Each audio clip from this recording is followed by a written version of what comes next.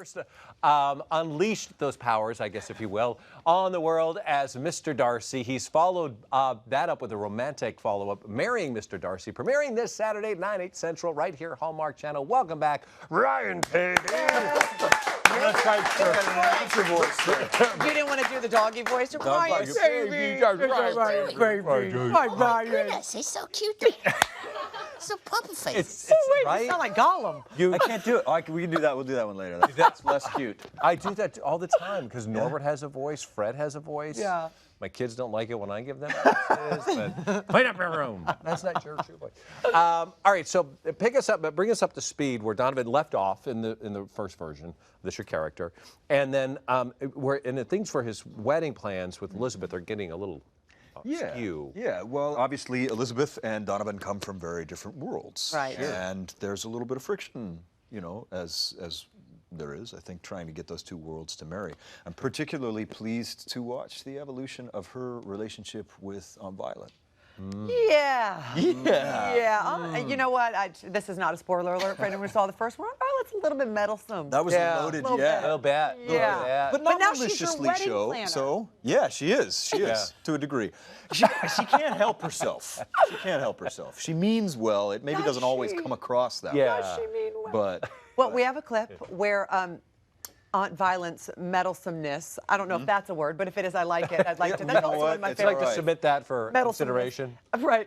Where it's really front and center. She's actually chosen your wedding date. let's take a gander. Take a look. Let's be the 5th generation of Darcys to get married at Grace Church. Wonderful. I'm so pleased.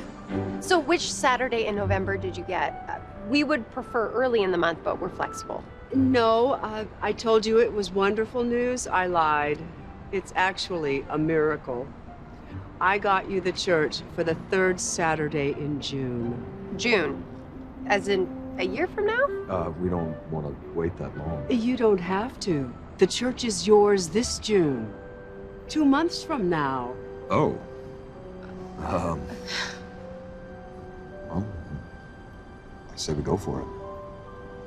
Wedding planning in 2 months. Wanted it simple, right? Oh, that stresses me out. Yeah? Aunt Violet is stressing me out. I don't know anything about wedding planning, so I mean, and even I know that's 2 a months is bit of a too it's a bit of a much. crunch. Yeah, are you stressed? A little bit, and it already happened, and I've like post-traumatic stress Yeah, a syndrome little bit. from it now. Well, in the movie, there's a bit of conversation about whether the wedding should be in a formal church setting, like we've just heard, or if it just should be casual on a rooftop somewhere.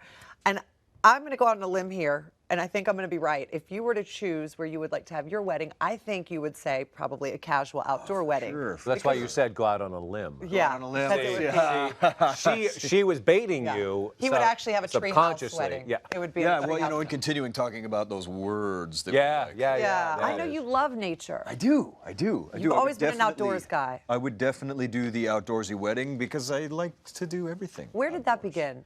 My parents were big adventure folk. Oh my God, there's pictures of tiny me.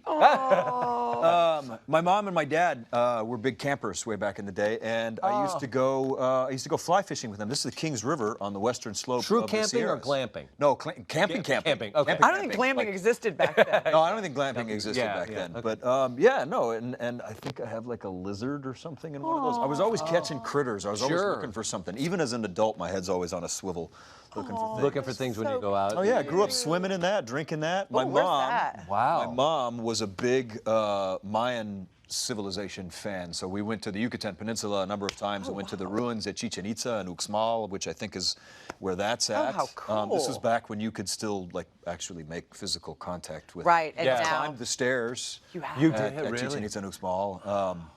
What a it was thing great. to have on. Oh. Oh yeah. Okay. So, you know, I was laughing. My dad sent me a bunch of these throwback adventures, and I forgot how much time we used to spend in the ocean. I grew up kind of a little bit of a surf rat. I've surfed in a long time. That's Look me. at that. That's impressive. Back when puka shells were still a thing, Let's bring them back. right? Let's do it. I love a puka shell. But yeah, that's Pops and I, and I'm pretty sure that's Indonesia. Are you and your dad do a still lot of traveling. get together and go out and fish and do all Fish the things? and less surfing these days, but a lot of fishing. Yeah. A lot of fly fishing, all catch and release stuff. And we still have our old haunts. That's us. That's me deciding that I can touch fire with my hands. And my dad with a big brown, and I recognize that as the King's River. Oh, And look that at fish definitely went right back in the water immediately afterwards. And that's still legit camping. Oh, no yeah. glamping there. No, I'm the resident, I'm the camp cook, the resident lumberjack. I'm also a controlled arsonist. As long as it happens inside the little dish. You're good. We're good. You're also the, I guess, the assigned photographer on the journey as well. I know we share the same passion for bit. photography. I saw some of your work, and I'm blown away by just, what do you look at? Well, who inspires you? Is there a photographer, or is it just the process Honestly, of capturing imagery when you're out and about? Nature is my muse. Yeah. My dad's a big photographer as well, so I probably got a little bit of that from him. He was always having us, you know, set the camera up over here and then stand in front of it really fast. But I've been fortunate enough that I get to adventure and I get to travel a lot, and you can't help but want to record little pieces of these adventures and go to some really beautiful places. I mean, it's beautiful. wow. I love it. That's my bike. That's the bike. Beautiful. Well, with that the is just- backdrop. Look at that. Okay, so the one on the left is near a place in Utah called Grand Staircase near the Escalante Wilderness, and I took a huge backpacking and kayaking trip there that was really interesting. And it looks like Mars. I promise I didn't even punch the color very much on this. I took the picture because it was so piercingly bright red. Yeah. It almost looked weird. And that is Arches National Park on my bike, which I do I go all over the It's country on that beautiful. thing. Yeah, I'll tell you, it's you're just seeing some of your stuff, though. I love how when you're out there, it's hard to not take pictures and be a part of it. And it's to me, it's art. I like photos true. because it's a way for me to preserve a piece of that trip without actually modifying the space. I didn't do anything. I didn't leave any garbage. I didn't take anything, but I took a picture. So Picture, that's a good word. it doesn't affect that space. I left it the way I found it for you to go and see. Sure. And I will take my picture. I will you take go. something from there, but not yet remove anything Right, from exactly. Exactly. See what I Leave it did? the way the Leave universe only made it. footprints, take only memories. That's There it is. Oh, Wonderful. wow.